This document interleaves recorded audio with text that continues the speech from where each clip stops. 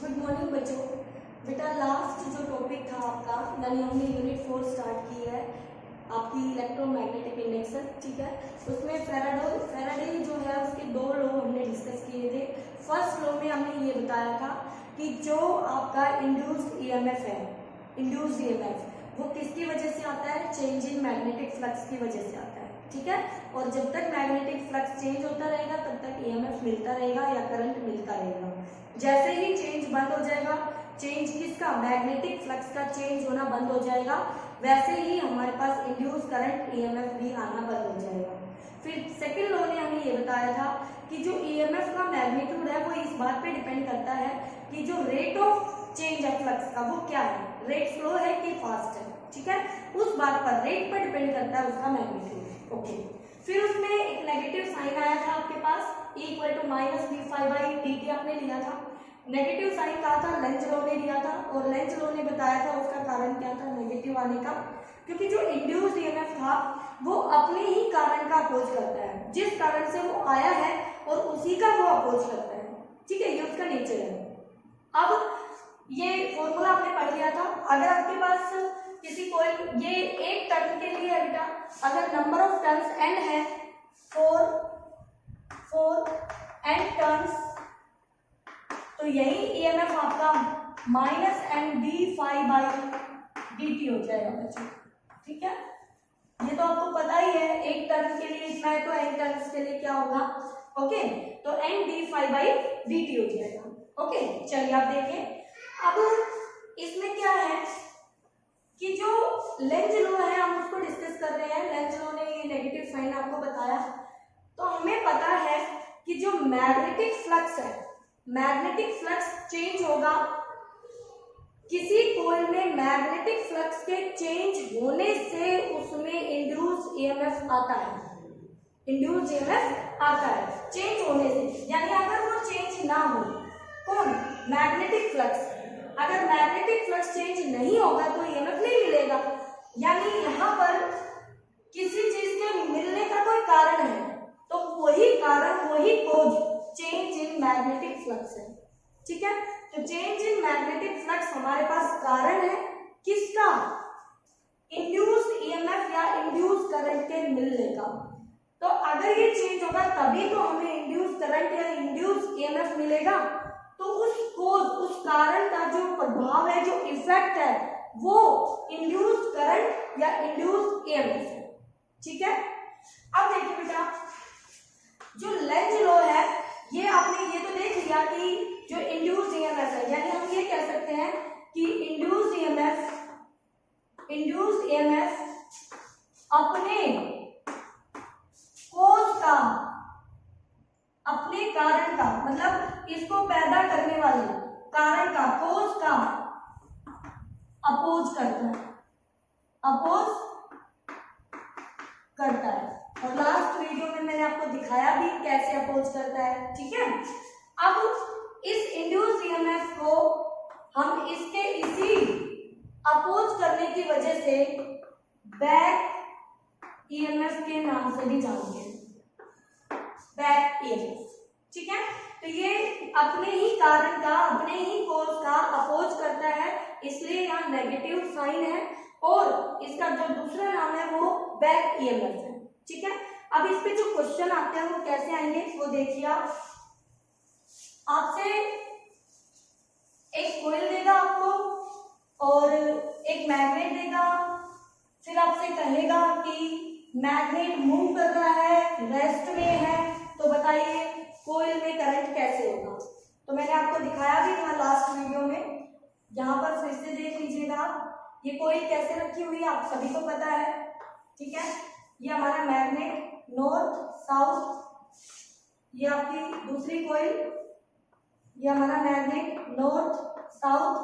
इसको हम towards the coil लेके जाते हैं, इसको हम अवे फ्रॉम दी कॉइल लेके जाते हैं, ठीक है। तो पहले फिगर में देखिए बच्चों, ये फर्स्ट, ये सेकेंड। अब हमें बताना है कि इसमें करंट कैसे होगा, ठीक है। तो हमें सिर्फ इतना देखना है, from the side of magnet, from the side of magnet, यानी हमारी जो आई बनी हुई है वो मैग्नेट की साइड बनी हुई है, यहां से हम देखेंगे, ठीक है, यहां से देख के हमें बताना होगा। ओके, तो यहां से हम इसको ऑब्जर्व कर रहे हैं। अब देखिए नॉर्थ पोल जा रहा है, ये इनसाइड है बोर्ड से टच, ये आउटसाइड है। अगर आपको नहीं दिया गया तो आप खुद एग्जाम में मान लेंगे कौन सी इन है कौन सी आउट है। नहीं तो डॉटेड वाली साइड बनी हुई आएगी, तो डॉटेड वाली साइड हमेशा पेपर या बोर्ड से टच होगी, और जो सॉलिड वाली लाइन होगी वो आपकी आउटसाइड होगी, स्पेस में होगी, ठीक है। अब देखिए जब ये टुवार्ड्स की कॉइल जाएगी तो नॉर्थ पोल इसके नजदीक जाएगा। तो इसकी वही कहानी है कि इसके घर कोई मेहमान आता है तो ये आने नहीं देता, भगाता है, और जब कोई नहीं आता है तो कहता है मेहमान क्यों नहीं आ रहे, ठीक है बेटा। तो मतलब इसको हर तरह से अपोज करना है, पास आता है तो दूर भगाएगा और दूर जाता है तो पास बुलाएगा। तो अपोज करने के लिए आपको बस ये देखना है कि यहाँ पर अब ये मैग्नेट का केस है, आगे आप करंट की हेल्प से करने वाले हैं। देखना क्वेश्चन बदल जाएंगे आगे। तो मैग्नेट पास आ रहा है, नॉर्थ पोल नजदीक आ रहा है, तो नजदीक आ रहा है तो इसको दूर करेगा, तो यहाँ कौन आके बैठेगा, नॉर्थ। तो नॉर्थ बनाना है आपको, ये नॉर्थ बना दिया आपने। नॉर्थ में एंटी क्लॉकवाइज करंट, तो ये एंटी क्लॉकवाइज करंट घूम गया है, और ये एंटी क्लॉकवाइज कहां से दिखेगा, ये आपके यहाँ की ऐसे एंटी क्लॉकवाइज ऐसे दिखेगा, ठीक है। अब यहाँ देखिए नॉर्थ दूर जा रहा है तो ये दूर नहीं जाने देगा, इसमें करंट को ऐसे बिठाएगा कि इसको अट्रैक्ट करेगा अपनी तरफ। तो यहाँ कौन आएगा, साउथ, तो यहाँ साउथ आएगा, तो करंट क्लॉकवाइज दिखेगा। यहां से ऑब्जर्व करने पे क्लॉकवाइज दिखेगा तो करंट ऐसे घूमेगा कोइल में। तो आपको कोइल में करंट बताना पड़ेगा, ठीक है। अब दूसरा एग्जांपल देखिए, एक रीजन है जिसमें हमने मैग्नेटिक फील्ड को क्रॉस बना दिया, डायरेक्शंस मैंने सारे आपको क्लियर कर रखी है। तो ये मैग्नेटिक फील्ड जो है परपेंडिकुलर इनवर्ड है गिवन रीजन में, परपेंडिकुलर इनवर्ड। अब यहाँ पर हमें एक एरिया या एक लूप दी गई है, और उस लूप को हम अंदर लेके जाएंगे इस फील्ड में, ठीक है। जब ये लूप अंदर एंटर करना शुरू करेगी तो आपको कारण ढूंढना है पहले, ठीक है, फिर उसका अपोज कर देना है। तो जब ये लूप अंदर जाएगी टुवर्ड्स मैग्नेटिक फील्ड मूव करेगी अंदर, तो जो मैग्नेटिक फील्ड इनवर्ड एक्ट कर रहा है तो फ्लक्स भी इनवर्ड होगा, और जैसे जैसे धीरे धीरे इसका एरिया अंदर जाएगा तो मैग्नेटिक फील्ड इंक्रीज करेगा। तो कारण हो गया फ्लक्स का, फाई का इंक्रीज करना, फाई का बढ़ना। अब फाई के बढ़ने से इस लूप में इंड्यूस ईएमएफ आएगा जो इसमें करंट सेट करेगा, तो वो ईएमएफ इस बढ़ने का क्या करेगा, अपोज। तो अंदर बढ़ रहा है, इंक्रीज कर रहा है कहां, फाई का इंक्रीज करना इनवर्ड, अंदर बढ़ना। तो ये क्या करेगा, ये अंदर घटाना चाहेगा तो अपना कहां लेके आएगा, बाहर की तरफ। बाहर फील्ड कब आता है, करंट कैसे घूमना चाहिए, तो बाहर थंब चाहिए, तो फिंगर कैसे घूम गई, देखो घुमाओ कैसे घूम गई, एंटी क्लॉकवाइज। तो इस लूप में करंट कैसे आएगा, एंटी क्लॉकवाइज, ये एंटी क्लॉकवाइज। जब ये अंदर जाएगी एंटी क्लॉकवाइज। अगर कोई लूप अंदर रखी हुई है और उसको बाहर लेके जाओगे तो जैसे ये बाहर जाएगी तो इनवर्ड जो फ्लक्स है पहले पूरे एरिया में है, जैसे एरिया बाहर जाने लगेगा तो इसमें फ्लक्स घटने लगेगा।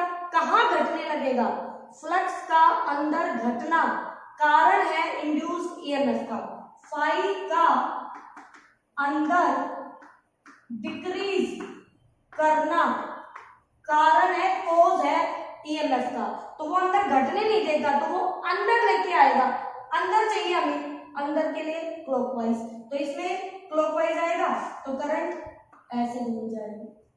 तो आप कह सकते हैं जब हमारा मैग्नेटिक फील्ड इनवर्ड है और लूप अंदर एंटर कर रही है तो उसमें एंटी क्लॉकवाइज आएगा, और लूप बाहर आ रही है तो उसमें क्लॉकवाइज आएगा करंट, इंड्यूस करंट की डायरेक्शन, ठीक है। अगर हमारे पास यही फील्ड क्रॉस की बजाय डॉट होता तो ये जो आंसर्स आपके आ रहे हैं ये बदल जाते। यहाँ पर आपका एंटी की जगह क्लॉक हो जाता और यहाँ क्लॉक की जगह एंटी क्लॉक हो जाता, ठीक है। इसी तरह से एक और देखिए, फिर आपको बाकी जो क्वेश्चन मिलेंगे वो आपके खुद के टास्क होंगे, ठीक है, ध्यान से करना।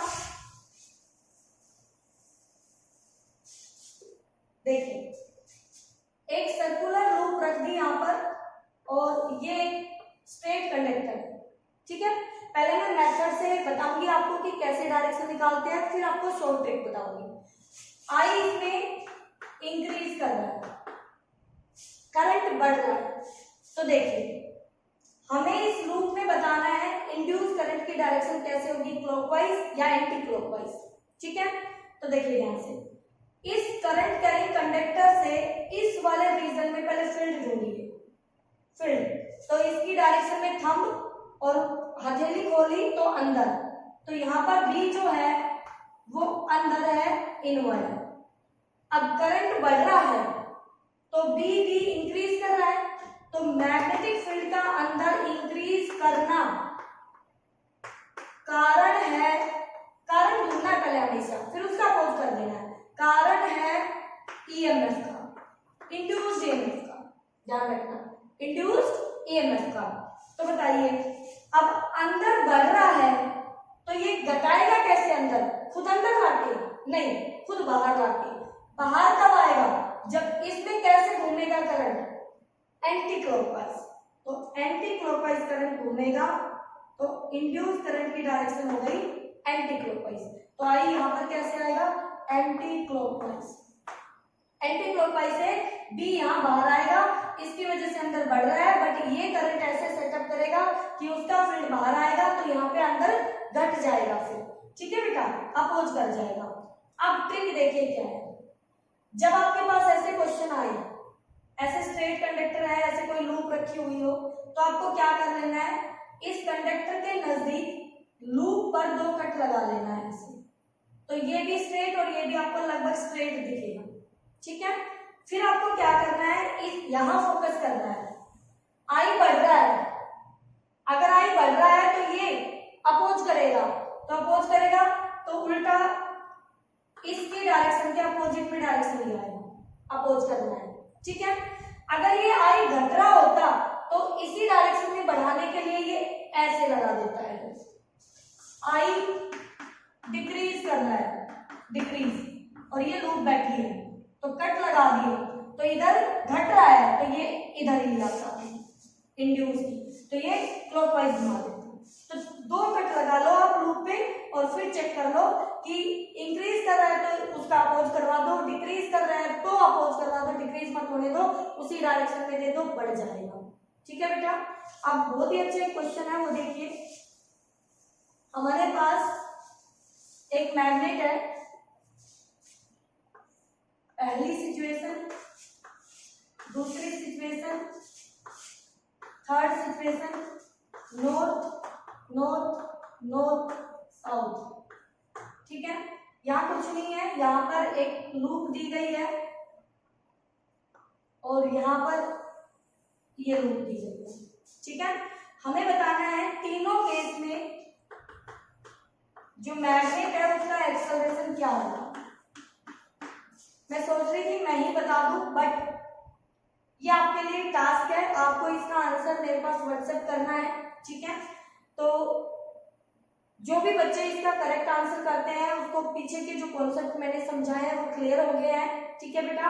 अगर आपको पीछे कोई डाउट है तो वो पूछिए पहले और फिर इसके बारे में सोचिए, फिर मैं इसको नेक्स्ट वीडियो में जरूर इसको डिस्कस करूंगी, ठीक है। तो इसके अलावा जो भी आपको छोटे छोटे क्वेश्चन मिलते हैं टास्क के वो कीजिए आप, और जो भी दिक्कत होती है वो पूछिए, ओके।